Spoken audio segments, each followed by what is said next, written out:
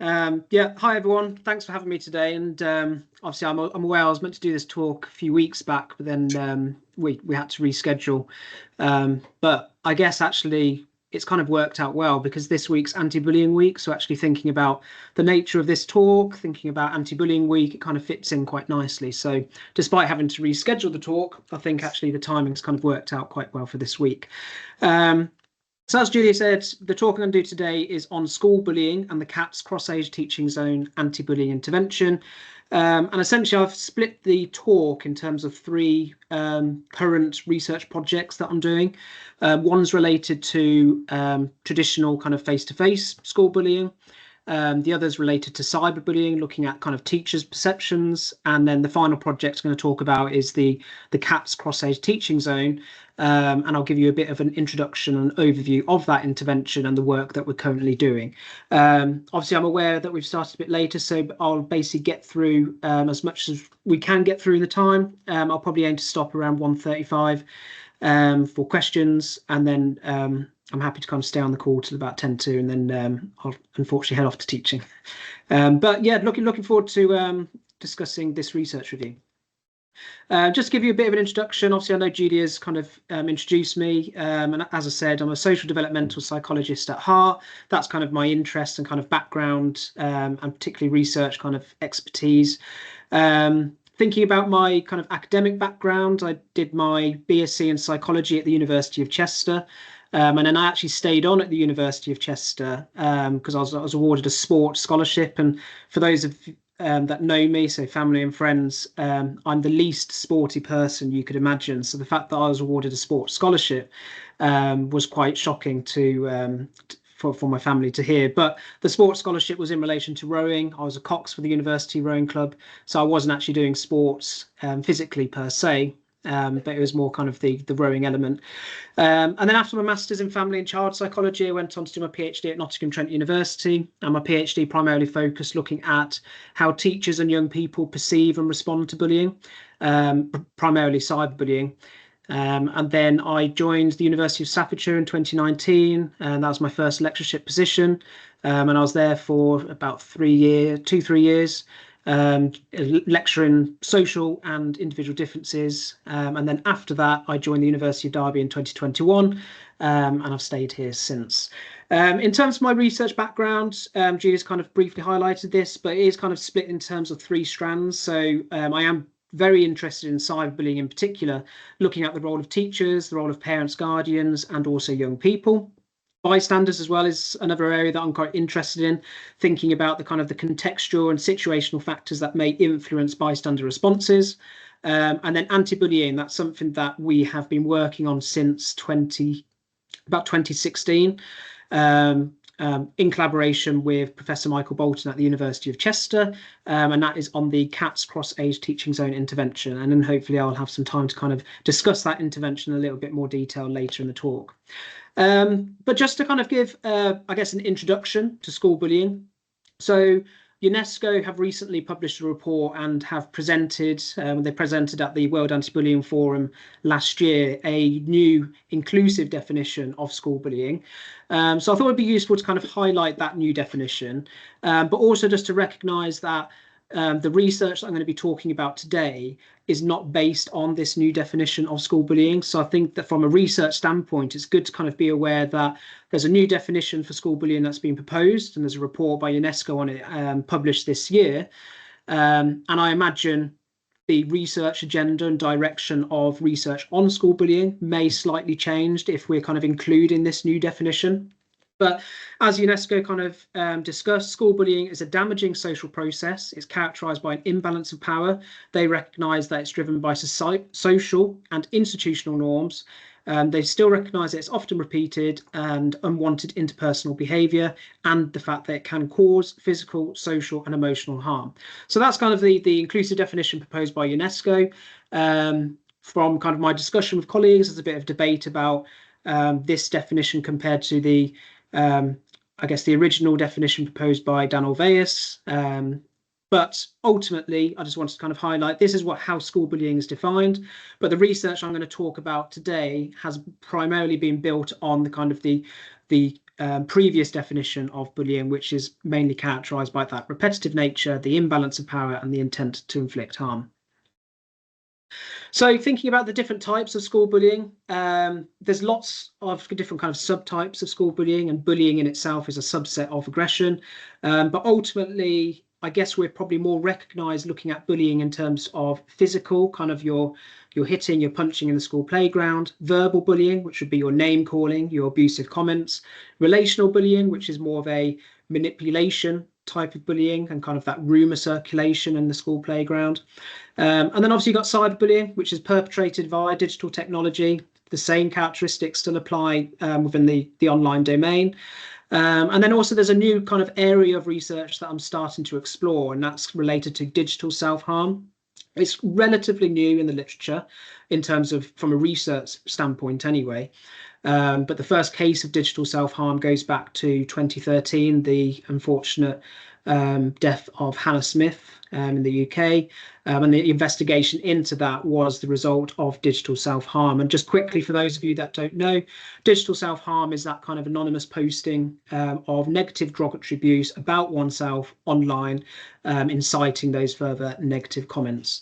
But that's just a very quick overview about the different types of bullying. And as we know, school bullying is a cause for concern, particularly in the school environment. And I've just listed some examples here in terms of actually the impact that school bullying can have. But this definitely is not kind of a wide picture in terms of the educational, the social, and the psychological impact of school bullying. But just to give you an example, it can have an impact on lower school adjustment. It can increase levels of anxiety, particularly social anxiety, and that's something I'm going to talk about today. Depression, disrupted classroom concentration. Children that are bullied, unfortunately, have fewer friends. They have lower levels of social acceptance, and they're afraid to go to school. They like school less. So you can see there's a huge kind of educational impact here. And it's not just within the educational realm that the impact has. It can spill into the home environment. And unfortunately, in worst cases, it can lead to suicidal ideation and attempts as well. But that's just to give you a bit of a snapshot of the impact of school bullying.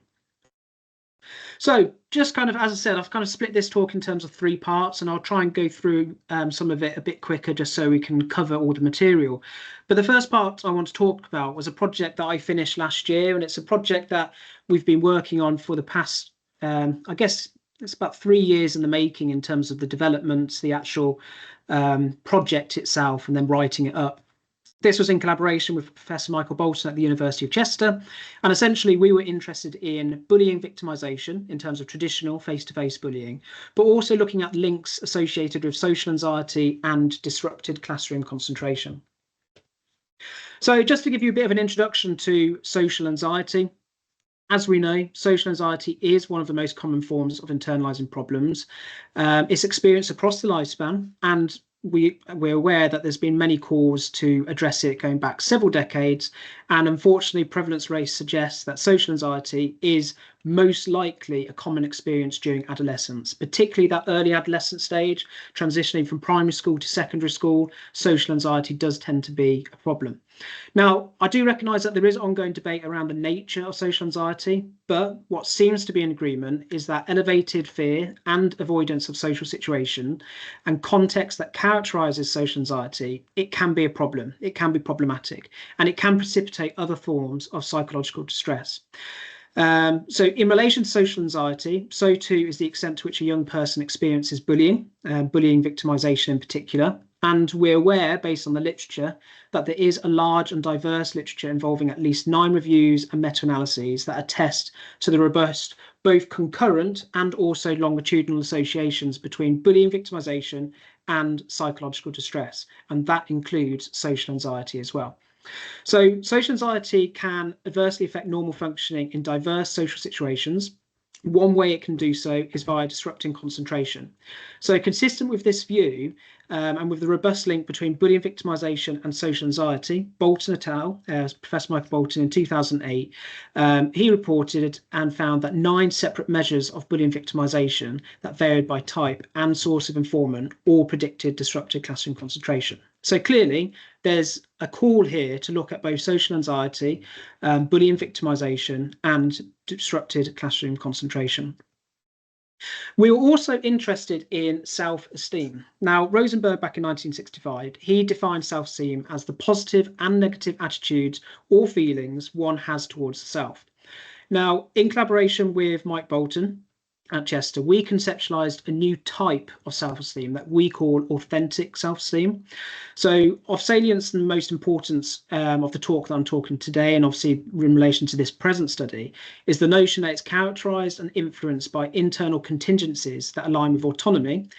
So I guess simply put, positive self-valuations that arise out of past, present, and also potential future experiences of personal challenges, problems, difficulties, etc., amalgamate into a coherent self-schema that becomes part of our central, larger internal working model. So this was something that we were also interested to test within the current study. So the primary aim of the present study was to test if authentic self-esteem moderates the concurrent and also short-term longitudinal relationship between bullying victimization and social anxiety, firstly, and also disrupted classroom concentration, secondly. And as a secondary aim, we also tested for gender differences in any of those moderation effects. The reason that we refer to it as a short-term longitudinal study is, if I remember correctly, the lag between time 1 and time 2 was approximately about 5 to 6 months. So hence the short-term longitudinal study.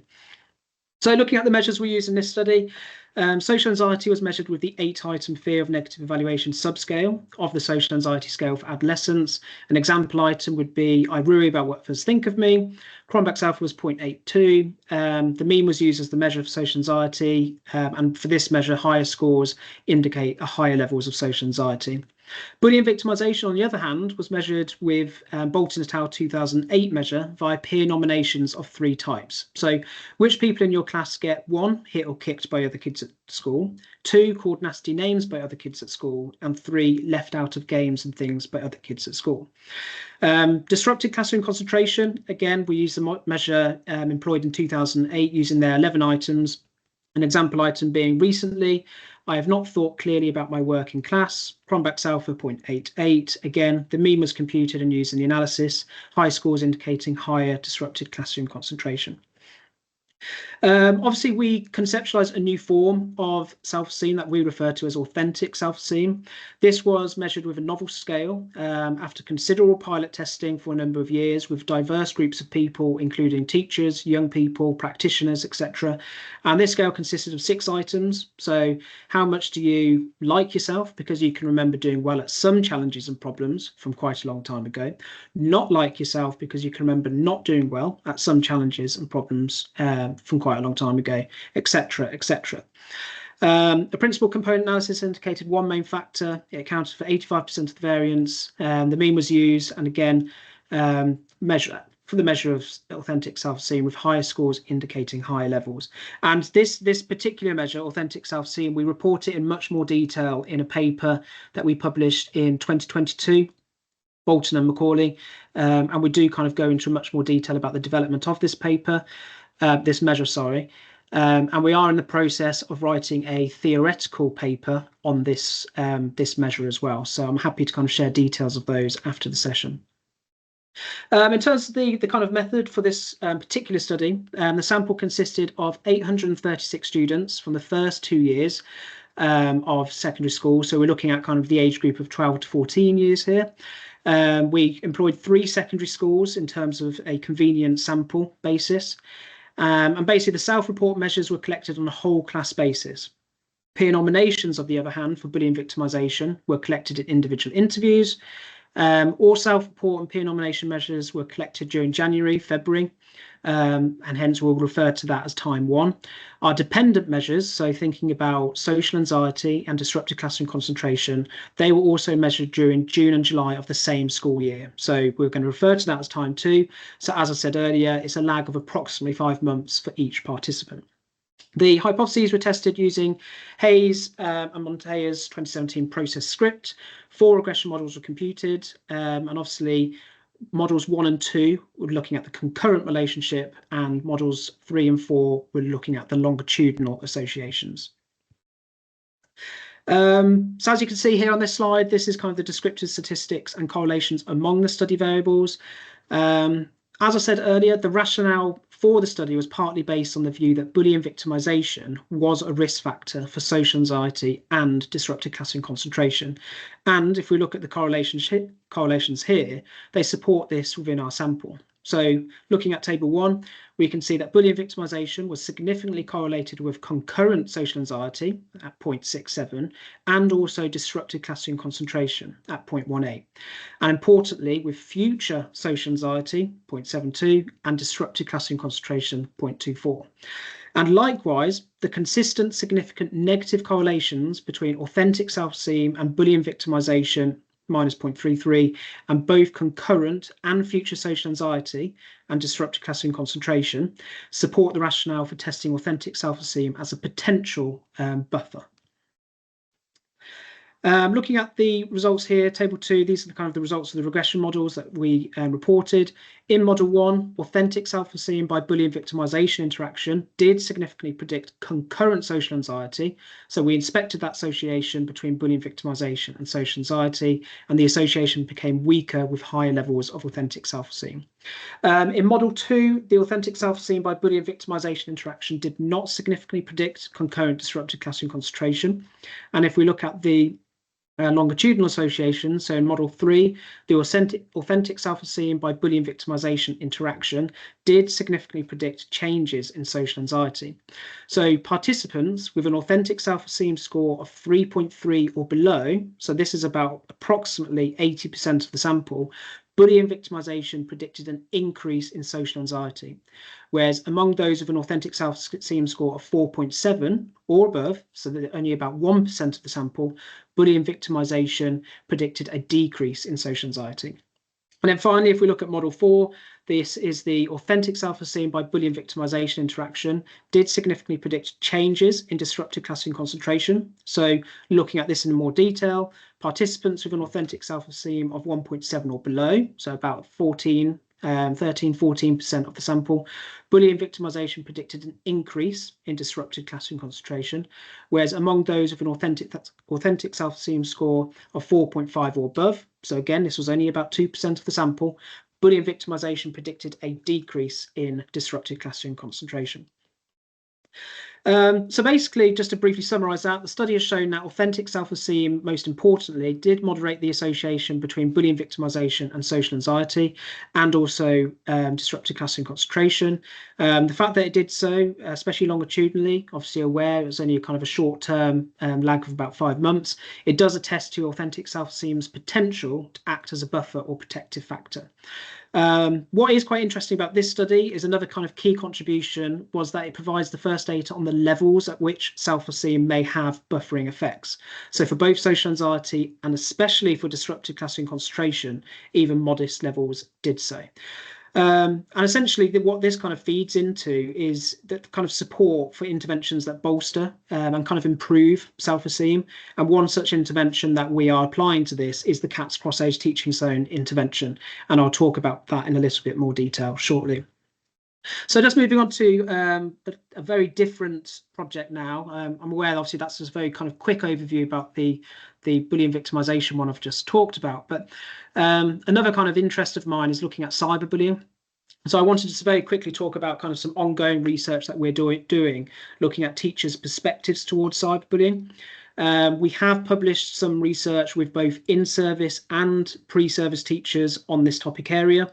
And we're kind of finishing up on some research now looking at these perceptions. So just to give, again, a very brief introduction, we're aware that teachers in particular, they struggle to deal with cyberbullying because most likely it's going to happen outside the school environment, but the consequences of cyberbullying, they spill into that school environment. And that is kind of a recognised concern among teachers. But teachers themselves, they do recognise that cyberbullying is a problem, but they also recognise that it's most likely to happen outside the school ground, and that is where their authority is reduced. And they recognise that there needs to be more collaboration with the home environment and also working with parents. I did a systematic review back in 2018, which basically did a review on the perceptions and management of cyberbullying by teaching professionals. And the outcome of that review basically identified that many teachers recognised the importance of the problem. Fewer felt confident or skillful to address it. There was a lack of training or guidance, so teachers often didn't know how to respond to the issue. And also there's inconsistencies on effective management strategies. That review at the time only identified 20 articles that had actually looked at teachers' perceptions on cyberbullying. I think 5 of which looked at pre-service teachers. So it kind of really highlighted there needed to be further work in the area. And that's kind of what kind of spiraled my interest to further investigate, so to say.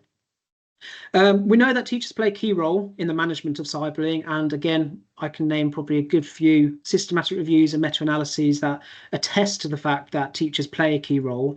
And meta-analyses in particular, they do indicate the effectiveness of educational interventions in having a long-term impact at reducing cyberbullying victimisation.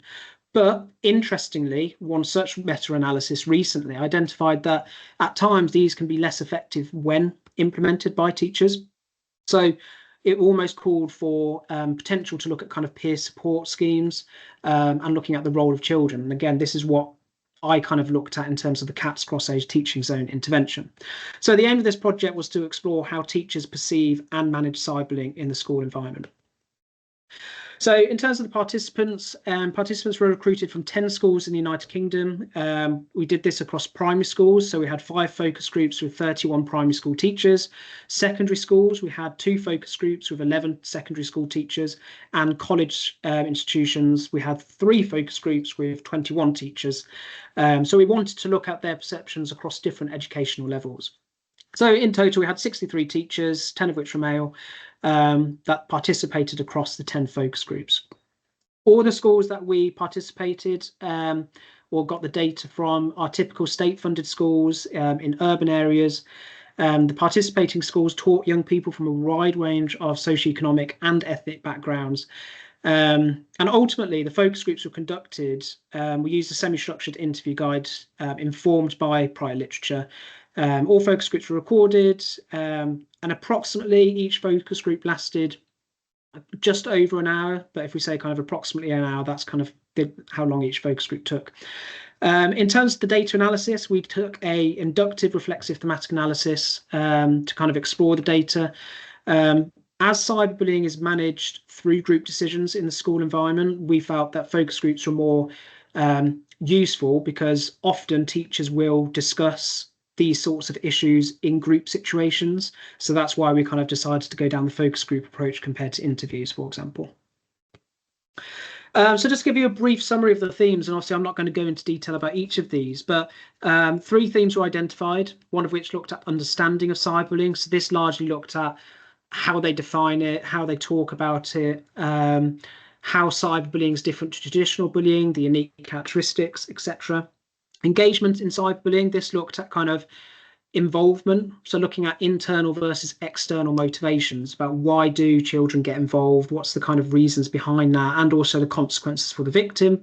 And then the third theme was the approaches to managing cyberbullying. So this kind of looked at kind of the role of teachers, school-based strategies, but also identified kind of things associated with teachers' responsibility to address cyberbullying. So obviously for the purpose of today, I'm only going to talk about that third theme, approaches to managing cyberbullying. I've put a couple of quotes on the slide there. These kind of reflect the school-based strategies sub-theme.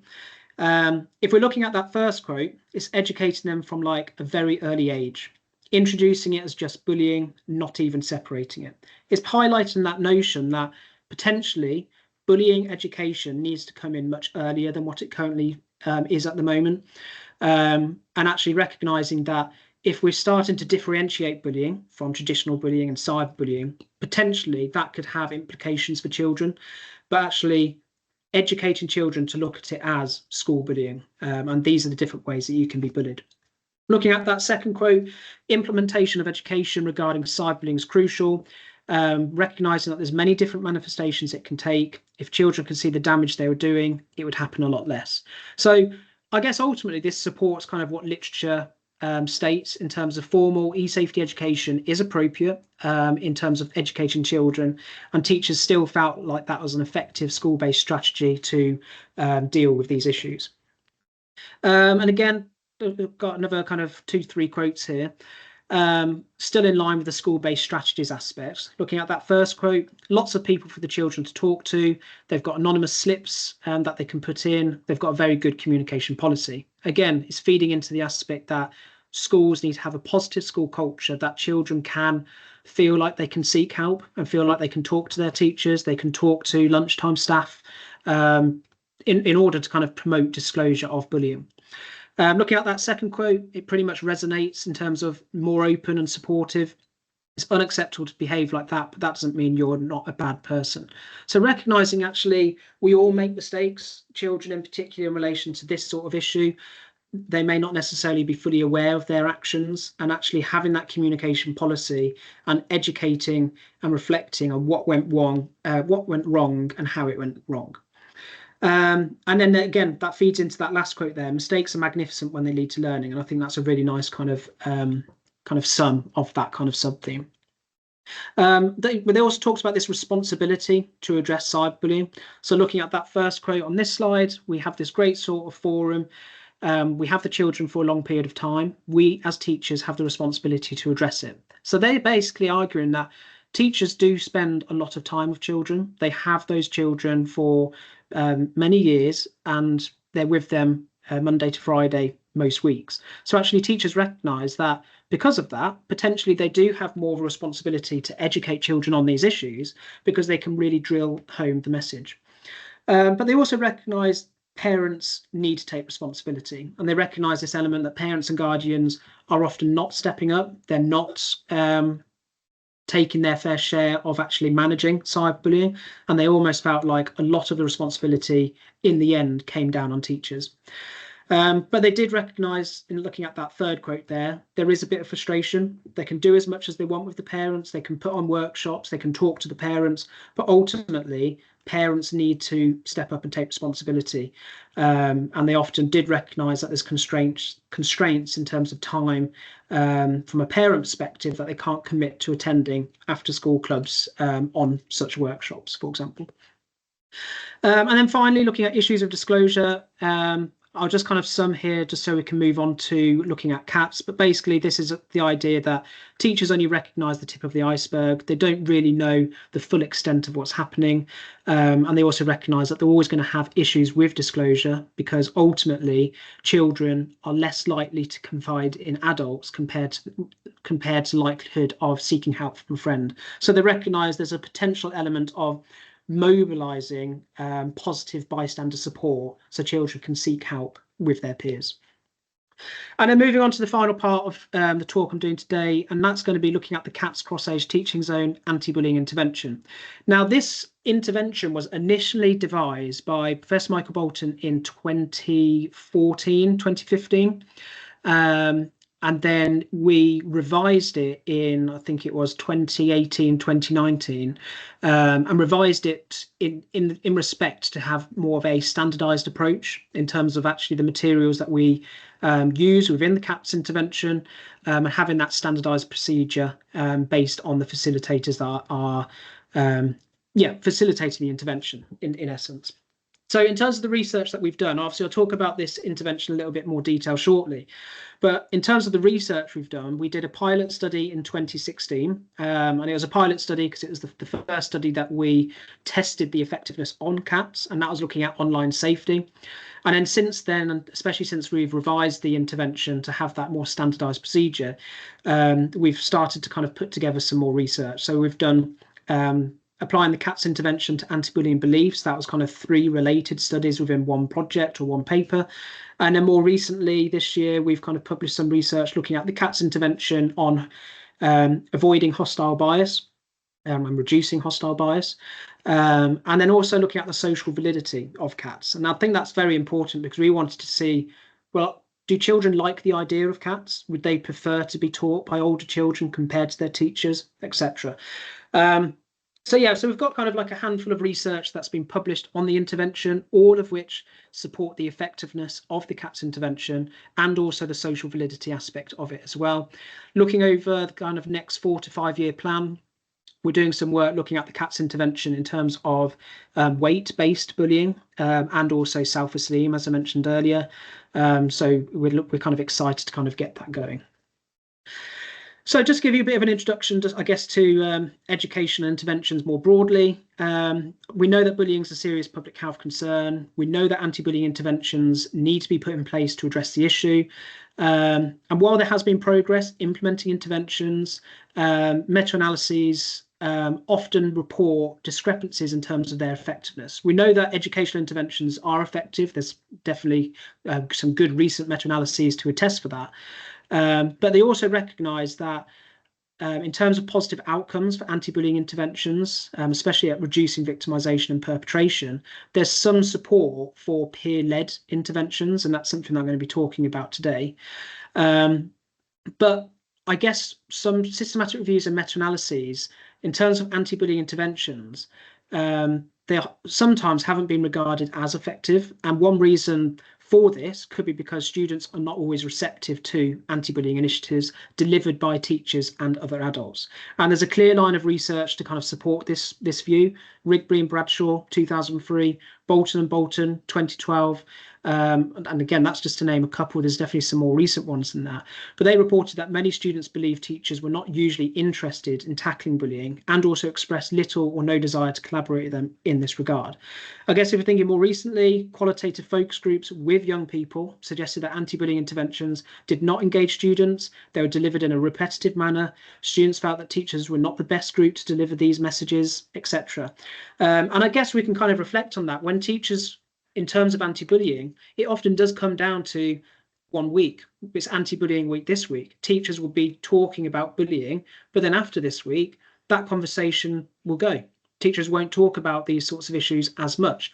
And children have reported that when teachers do educate them on bullying, cyberbullying, it's almost quite repetitive. It's not engaging. So there's definitely a need to kind of explore how best we can facilitate bullying, education and awareness that actually gets the children on board. So this is what brings us to CATZ. So we know that cooperative group work has been shown to assist students learning in academic and a range of social behavioural domains, including anti-bullying. Likewise, cross-age teaching approaches have been shown to benefit tutors' academic development and again, social and behavioural development as well. So given these positive but also separate results for cooperative group work and cross-age teaching across such a wide variety of domains and variables, we developed an approach that combined them to target social outcomes, and we refer to it as the CATZ cross-age teaching zone. And as I said, it was initially devised in 2014 by Michael Bolton in Chester. I was invited to come on board alongside another colleague, Dr. Hedda Marks. And between the three of us, we kind of revised the intervention to create that standardized approach and then kind of map out a plan in terms of testing its effectiveness and social validity. And that's what we've been doing since. So thinking about the CATZ cross-age teaching zone intervention, why did we put this together? What kind of theoretical and empirical rationale kind of led us to this path? And we're aware that there was kind of several theoretical empirical considerations that led us to the focus on the effect of CATZ on tutors rather than tutees. So for example, acting as a CATZ tutor provides multiple opportunities for cognitive restructuring or elaboration. And I guess in terms of Vygotsky's social cultural theory, the fact that tutors are required to rework the learning material that is provided to them into their own viable lesson means that tutors are working in their zone of proximal development. So that is just outside what they can do unaided. So in our case, that means tutors will likely be thinking about bullying in novel ways. So that's kind of from a theoretical point why CATZ we feel does work. And again, I guess I probably should have mentioned this before, but in sum, what CATZ involves inviting older children. So typically we work with year 6 children to devise and create their own lesson on an anti-bullying topic over a period of about 3 to 4 weeks, which then they will deliver to younger children in the school. So typically year 4 children. So we go into the schools at time 1. we'll give those children a questionnaire on those bullying related topics, just to look at their initial understanding and awareness of whatever we're looking at. And then over a period of 3 to 4 weeks, roughly about an hour each week, the students have time in their groups of about 4 to 5 students to rework the lesson material. So the lesson material is given to the groups by us. The lesson material is devised, developed and created by us as the research team, but in collaboration with different stakeholders as well. So we've got kind of e-safety officers on board, we've had the police involvement, we've had teacher and parent involvement as well. So in collaboration with lots of different stakeholders, we devise and create the learning material on an anti-bullying topic. We then give that learning material to the groups of 4 to 5 children in each group, and then we ask them to rework that lesson material into their own viable lesson. At a minimum, we ask each group to create a poster on the lesson material and also a script so they know what each person in that group is going to say. But ultimately, what they do with that lesson material is entirely up to them. At a minimum, it's a poster, but we've had students do role play before. We've had students put a kind of a mini presentation together. We've had students kind of embed kind of video material. So ultimately, the flexibility and how they do the lesson is entirely up to them. But at minimum, we ask for a poster. We, as researchers, teachers, take no active part in the development of their lesson. We're there purely to kind of be there to facilitate any questions that the students may have. Teachers take no active part. They use that time each week to kind of get on with marking or other administration activities, etc.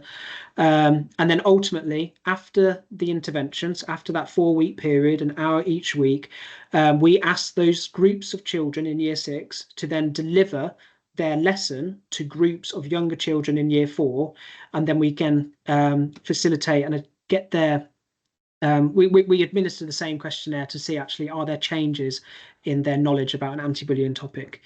And again, likewise, role theory also suggests that acting as a teacher promotes that sense of responsibility because it engenders that sense of care towards the tutees. So the study that I'm talking about today is the one related to anti-bullying beliefs. Obviously, we have done a couple more recent ones looking at hostile bias and the social validity. But in terms of anti-bullying beliefs, we had 3 related studies that examine the effect of CATZ on beliefs that 1, non-physical forms of bullying are unacceptable. So we refer to as study 1. Disclosing bullying to adults and getting the right kind of help have value and importance. So in study 2, and also victims can be assisted in safe ways. So study 3. Each intervention was delivered by different researchers in semi-autonomous ways, and given the magnitude of positive effects of interventions delivered by their creators in one context are often attenuated when they're delivered by other people in another context, this would allow us to assess the likelihood that CATZ would be rolled out more widely across diverse groups of facilitators. Finally, we had a kind of second aim to test for the effect of CATZ if it differed by gender. And then we also had a third aim looking at kind of the social validity of CATZ as well in relation to each of those kind of projects. So looking at study 1, this involved 99 participants, 55 were in the CATZ group, 27 girls and 28 boys, and 44 acted as business as usual controls. So the control group, just to reiterate, they did not engage in the CATZ intervention, but they used that time each week just to engage in normal kind of PSHE related activities. The 4 dependent variables were beliefs about non-physical forms of bullying, specifically harmful exclusion. That was measured with the closed question, how harmful do you think social exclusion is? Harmful verbal, measured with the closed question, how harmful do you think verbal bullying is? Acceptable exclusion, with the closed question, how acceptable do you think social exclusion is? And acceptable verbal, measured with the closed question, how acceptable do you think verbal bullying is?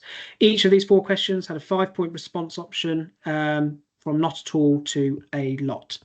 Looking at study 2, this involved 197 participants, 106 were CATZ, 91 acted as control. The 2 dependent variables, they were beliefs concerning getting help when one is bullied. So when to tell, and that was measured with the open question, if you were bullied, how would you know when it would be a good idea to tell the teacher? And also wanted help, measured with the open question, if you had been bullied and told a teacher, that could you do to help make sure you get the right kind of help. Each open question, a researcher developed a coding coding framework to identify common categories of responses across both of those open questions. 2 independent raters used it to code all of the responses collected. High levels of intercoder agreement were attained. Cohen's kappa 0.89. So that was good. Study 3, as part of these kind of 3 related studies, 123 participants, 76 in CATZ, 47 in the control group. Unlike study 1 and 2, researchers delivered a 40-minute presentation to the control participants focused on the material that CATZ participants have been asked to include in their lessons. So in other words, the CATZ learning content. So this allowed us to examine the effectiveness of CATZ against a form of direct instruction, something that is deemed kind of another appropriate way via formal e-safety education. The 3 dependent variables were beliefs about supporting victims, specifically victim support, emotional, victim support addressing the bully, and victim support other. So the 3 dependent variables, they were derived from 3 open questions. If you saw another child being bullied, what would you do? How could you try and stop a bully being nasty to someone without making them pick on you? And then finally, how could you help someone if they were bullied? Again, the coding procedure was similar to that employed in study 2. Number of desirable and appropriate responses across these 3 questions were tallied for each dependent variable. As I said, I won't spend too much long on this because I kind of went over this briefly, but facilitators encouraged buy-in by explaining to CATZ tutors that taking part was voluntary. They could stop at any time and also rejoin without giving a reason. They were being invited to work in small groups of about 5 students to design a roughly 30-minute anti-bullying lesson and deliver it to small groups of students who were 2 years younger than themselves, so year 6 and year 4. Tutors were informed that the facilitators would provide them with the lesson content, offered suggestions about how to plan, test and deliver a lesson on it, but that the details would be left to them and they could kind of agree themselves what content to include. We as facilitators kind of stroke that balance of being supportive on the one hand, but then also allowing the students to take ownership of their lesson on the other hand. As I said, at a minimum, it had to be a poster, but ultimately we had quite a lot of groups kind of really coming up with some novel ways of testing their delivering their lesson. Across the 3 studies, CATZ tutors received similar guidance from the facilitators and had similar time, so about 4 60-minute sessions over kind of 3 to 4 weeks. And then within a few days, they delivered their lesson. Facilitators and class teachers observed, but we did not take an active role. Yeah, I think that's enough on that one. So again, looking at the results, so the condition by time by gender interaction was non-significant for all 9 outcome variables, indicating that gender did not moderate any effects of CATZ. So hence, gender did not feature in any results that we kind of included in the table. For all outcome measures, the condition by time interaction was significant. Yeah, so, and again, using kind of Cohen's scheme, partial letter squared, below for acceptable exclusion, medium on 4 measures, that was harmful exclusion, victim support emotional, victim support address bully, and victim support other, and then high on 4 measures, harmful verbal, acceptable verbal, and wanted help and when to help. Thinking about across time comparisons, so with only 1 exception involving acceptable exclusion at time 2, CATZ participants had significantly more desirable scores than controls at time 2 and at time 3 on all variables. On none of the 9 measures did control participants evidence a significant change in a positive direction from time 1 to time 2 or even from time 1 to time 3, but this was the case for all measures among the CATZ groups. On the study 2 measures with follow-up data, so wanted help and when to tell, time 3 scores were significantly less desirable than at time 2 among our CATZ participants. So in essence, with very few exceptions, results did indicate CATZ did have a positive effect. CATZ participants showed significant improvements from time 1 to time 2 on all measures, whereas controls did not change for the better on any measure. And what it does suggest is that from an intervention point of view, it's showing positive effect of CATZ, positive effects across both males and females as well, in terms of there wasn't any kind of clear gender differences. And it was kind of an initial kind of step forward in terms of testing the effectiveness of CATZ as well. And when we actually kind of did some research looking at the social validity of it, children themselves are kind of suggesting that they would prefer to be taught about these things from their older students compared to their peers. After experiencing CATZ, a subset of our participants, so 188, were asked to rate it for acceptability and perceived value, and over 2/3 had very high scores, 8 or above on a 1 to 10 scale. Again, gender differences were not evident. It's encouraging that boys are open, as girls, to engaging in CATZ, given the former tend to be less enthusiastic towards kind of peer support systems more broadly, I guess. So I guess in sum, our findings suggest the effectiveness and good social validity and support for CATZ as an anti-bullying intervention targeted at improving beliefs. And I guess ultimately what we're looking at in terms of going forward is kind of doing further kind of work, looking at testing the effectiveness of it, the social validity of it, and then again doing some further research to see how we can roll it out more broadly across different sets of schools. That brings me to a close. I've just kind of included some more recent publications over the next couple of slides. I'm more than happy to kind of share these slides with Julia afterwards as well, just so you can refer to them in your own time. I'm completely aware that was a whistle-stop tour covering 3 different kind of projects. So any questions, let me know. And obviously, if we don't have time for questions today to go into detail in particular, I'm more than happy to kind of pick this up over email or a separate kind of Teams call. But thank you very much, everybody. I hope you found some of that interesting. And yeah, thank you.